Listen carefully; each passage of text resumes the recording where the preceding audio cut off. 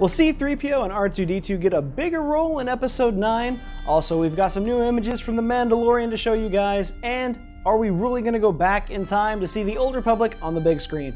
All of that and more right here on Galactic Conquest. Hello everybody and welcome back to Galactic Conquest. It's Silver Age Media's Star Wars TV show. My name is Joker, Jimmy, whatever strikes your fancy, host of the show here alongside the best smuggler in the galaxy, Alex Splash. How you doing? And we got some fun stuff to talk about, especially with Star Wars Celebration coming up. C-3PO, apparently he's got a bigger role in Episode 9. Oscar Isaac, we love Oscar Isaac. Poe Dameron, one of the best fighters in the Outer Rim territories in all of Star Wars. He flies the X-Wings, we love it. Apparently he let slip, and he was talking about it a little bit, that C-3PO's got more of a prominent role in Episode 9. I mean, why not, dude? We've got only a handful of classic characters left. C-3PO has never really taken the main stage, so let's do it. I mean, I think it's great. You know, I mean, C-3PO alongside R2-D2, they've been in every Star Wars film except for Solo.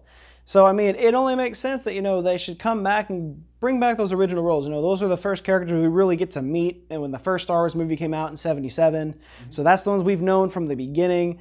But if C-3PO is getting a larger role, does that mean R2-D2 is going to come back? I mean, he had like a small, simplistic role in 7. We saw him at the very end. He kind of came back to life. He went out of deep sleep mode. We saw him here and there in Episode 8. Are we going to see more of that in Episode 9? You know, are we going to get that classic banter going back and forth between C-3PO and R2-D2? And is BB-8 going to be involved? Is this something you need to absolutely see? Something you want to see? Do you think it's good to see this back? It's not something that I needed to see happen. I think they've done their part for the franchise. From the entertainment perspective, yeah, I'd like to see like BB-8, R2, and C-3PO just kind of jabbing back and forth at each other, because the bots do have some of the best humor stuff in Star Wars. They do have some of the just funniest moments. So, yeah, I would love to see that happen. I don't necessarily need to see it. If they're going to take a more straightforward approach and just go straight for the human side of the story, that's cool too. But, yeah, it's like, of course, my little nerd heart wants to see the robots fighting with each other. Like, yeah, of course. I mean, of course, you know, like we got a little bit more of C-3PO than we have of R2-D2. You know, the whole thing with his red arm that was there for like 10 minutes, and apparently they covered it in a comic, and then they're just like, all right, give him his arm back in Episode 8, and then no one questioned it after that. It was an interesting choice. I don't know what the point of that was, but it happened. We're past it, but now we just need more of them. Yeah, I'm down for it. Like, I won't be heartbroken if it's not like a major role and he just has like one particular scene where he's more involved. That'll be fine. Like, if it's only that much, or if he does have some kind of more important factor, like R2 did with having the map and all of that, sure, like that's fine if we want to go that route.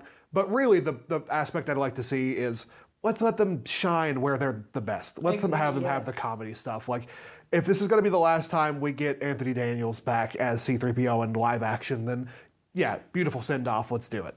I was going to say, you know, like the big three, you know, Luke, Han, and Leia, they had their moments, you know, some more than others. But, I mean, Anthony Daniels, yeah, he's had a lot of good moments in this new trilogy, but I think he deserves more of a prominent role since he's been there from the start. I mean, of course, you know, alongside Harrison Ford and Mark Hamill and Carrie Fisher, but, you know, we saw him from the beginning. That's the first character we're introduced to, so it just makes sense that, you know, he come back and have a bigger prominent role to close out this final trilogy for the Skywalker saga. And we're already bringing back Lando, apparently, in the mix for Episode 9, so yeah, if we're going to go back and embrace the things that made the original trilogy so good and really give these people who brought us this just absolute gift of Star Wars, if we're going to pull it all back together and give them a proper send-off, I'd be completely fine with that. Also, to your point of them being the first one that we see, I would love if it's like the closeout of Episode 9 ends on C-3PO and R2.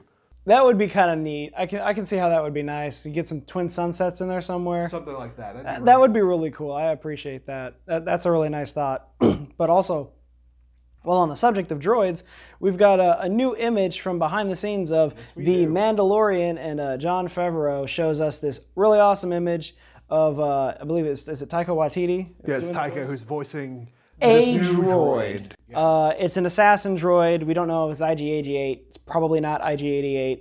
But, I mean, if it is, that's cool. If not, I mean, there's more than one assassin droid. They're all kind of creepy by design.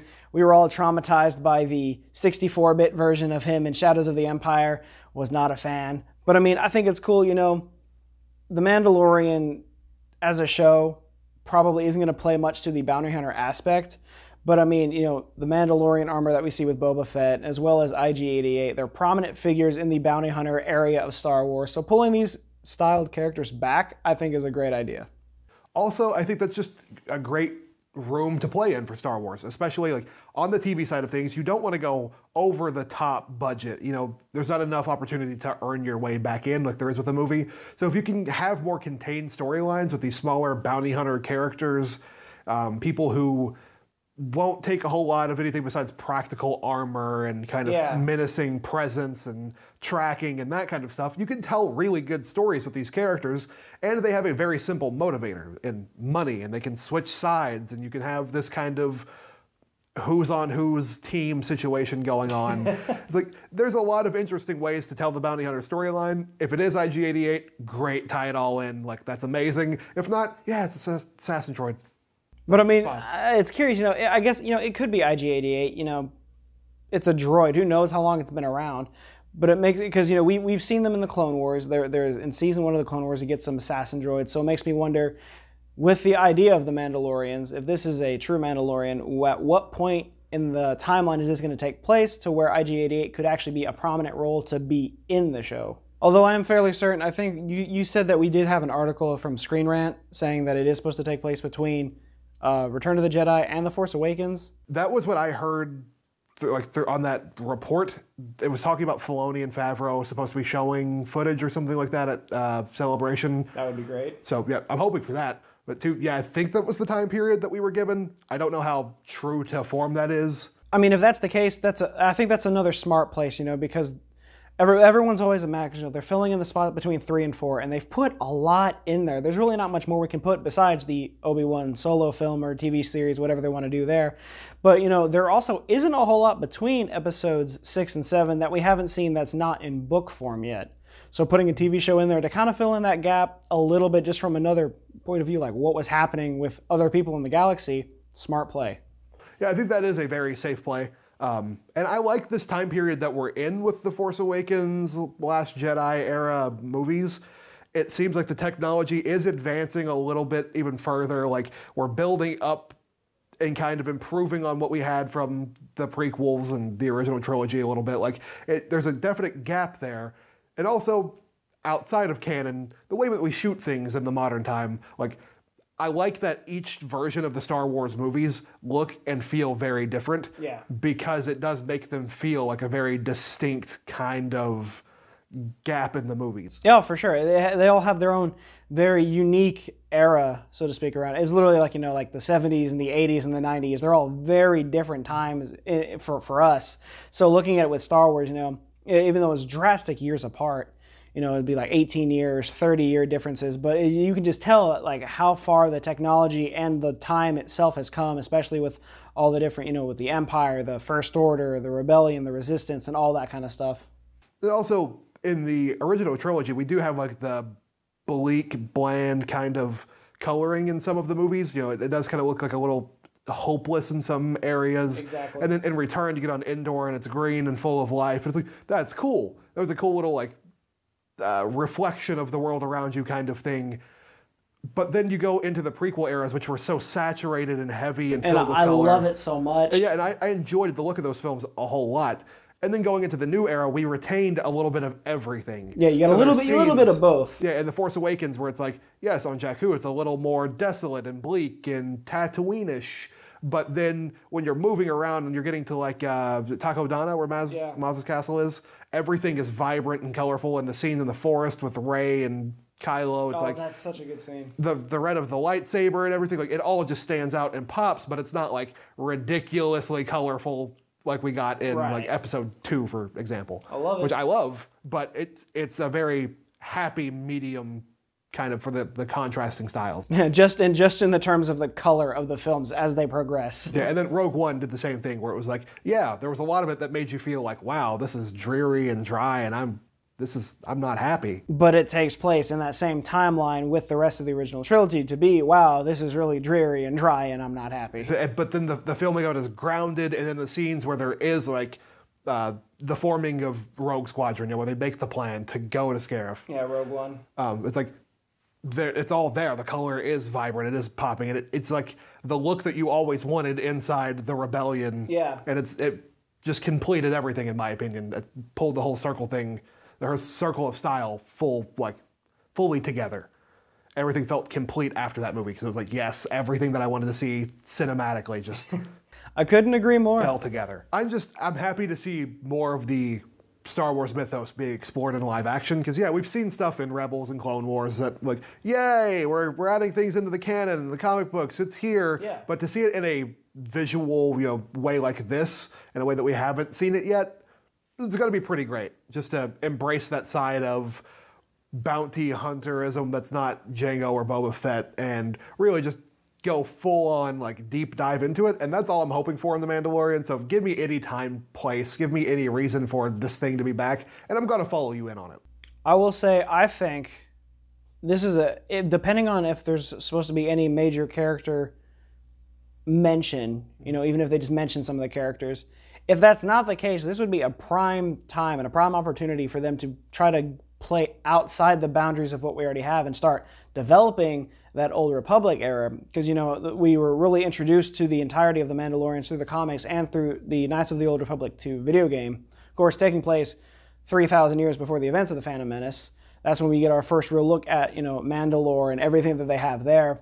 So I'm wondering if playing it doesn't have to be thousands of years before, but I mean just before the events of the Phantom Menace would be a cool way to introduce the older side of things before the prequel era, all that older, darker stuff that we all know and we really want to see come back. I feel like if they're gonna embrace that side of it all, let's just do that in a movie. Let's Benioff and Wise it. Let's put it on track for a series and go that way, because the Old Republic era is so long and spans so much time. Give me a deep dive on it. I want to see that. Yeah, and it's funny you should mention that because it seems to be coming more and more into fruition that the actual thing we're going to be getting from Benioff and Wise's trilogy is an Old Republic trilogy. So it seems to be more and more now that this new trilogy from Benioff and Wise is going to be centered around an Old Republic time. Not the Old Republic that we know, but it'd probably be in the Old Republic times as it should be. Obviously, nothing is confirmed. I don't know if they're going to talk about it at Celebration, probably not. There are rumors that they're apparently supposed to start production this year, which I think is a bad idea. I think it sounds a little rushed depending on when they're wanting to put it out, and I don't think it's going to go into production for a while. I wouldn't think that it would, but also we don't know how long the deal was done. At least I don't know. I mean, the deal was that's done fair. before they actually announced it, in that streak where they were just handing out films. You get a that sounded like- trilogy. You get a trilogy. Yeah, they were like, new show, new movies, more new movies. Everybody gets something. You want a comic book? And then Solo tanked that everyone was like, I'm going to need all my bets back. It's like, you're still doing your thing. Just wait but 15 years. We're going to control the thing. Yeah. You have this much creative freedom for now. But, if it is the case, and we're going back to the Old Republic, there's a lot we need to see. But sadly, I don't think it's going to be the Knights of the Old Republic like we're used to. I don't think it's going to be... It could be Darth Bane, I don't know. But I don't think it's going to be Malik or Revan or Nihilus or Scion, Traya, any of those ones. I think it's going to be, if anything, it doesn't even have to be 5,000, 3,000 years before. It could be 500 years, really. I think 500 wouldn't be enough separation. I agree, but it just depends on what they want to do with the canon. I suppose, but for what we have now, there's just not enough happening in that time period. So if you want to make something happen and you want to give us new information, sure, but it would be a hard sell compared to being like, whether this is pre or post Revan, Malik, whatever. Like, obviously we don't have to worry so much about that now with the Disney canon version. Like, Yeah. there's some nods to it, but there hasn't been like the full Knights of the Old Republic storyline hasn't taken full effect. So if they wanted to go in and do that, sure. I would be a lot happier if they just left that where it is. I love KOTOR, so like that's near and dear to me. Right, and I mean, if KOTOR is not necessarily canon, it's not going to ruin my life because I'm still going to personally consider it canon. But if you're going to go back and you're going to redo the Old Republic, you can redo the storyline. You can do different storylines, that's fine. But keep the characters. The characters you made were so great. Bastila, fantastic character. Malik, fantastic. Revan is a pinnacle character in the Star Wars universe that was created. Don't get rid of him. No, and I think they've already set up that they're nodding that those characters are real without going full hard commit to this idea that like it has to play out a very certain way. So it's like, yes, we know that Revan is here and you guys love him and you have such attachment to him and we know he's a great character, but we don't necessarily support the arc that it took or the way that things turned out. Like, they can go about that. Considering what happened in KOTOR canon, probably a dangerous bet at this point, because I think they will turn it on its head at some point. I think they'll at least make some kind of change to it. So that may be a little over the top, but if they make a Knights of the Old Republic movie in the fallout of that, in like the post-Revan Malik era, and they give some kind of lore acknowledgement, some kind of grounded history thing to what happened, I'm cool with that. That's all I need out of the movie. I don't need them to go into the storyline and do it again. I at least want to know that the characters do exist and that you are considering them canon, just because there's so many characters that people are just throwing away that are fantastic characters. And it's going to be sad because I know it'll probably never happen, but I would love to see Darth Nihilus return. That's my only want forever. Just give me the Void in a cloak with a lightsaber speaking in his evil Sith tongue. I would be fine to have the Knights of the Old Republic characters come back in a book.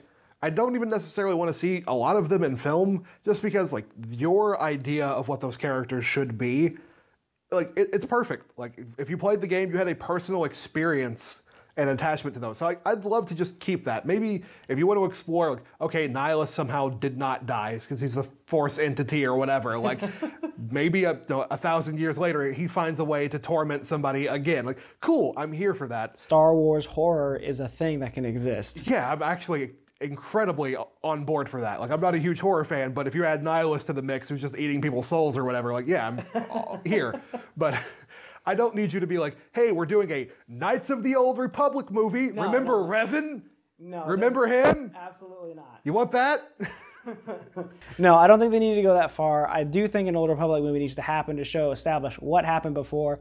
I do think it needs to be at least 1,000 plus just so we don't get like young Yoda jumping around.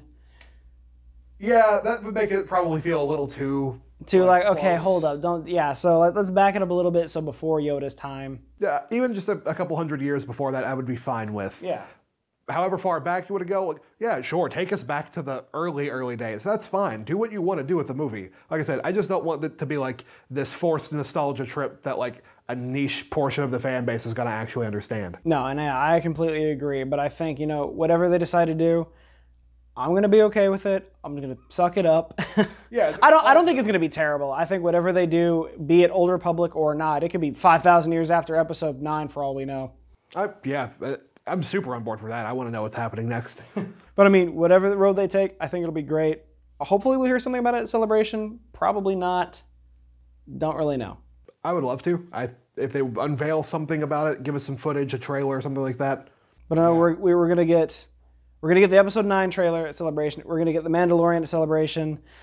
We've got enough to get covered for right now. And of course, you know, once Celebration comes out, we're going to be keeping you up to date. But that's going to be it for today. We don't have a lot more to cover. Hopefully we'll get some more stuff next week as Celebration gets closer and closer. We're literally about 2-3 weeks out now from Celebration. Well, we did get a confirmation on the trailer day, right? Yeah, the trailer day is going to be April 12th. That's a Friday. It's going to be the Friday Celebration.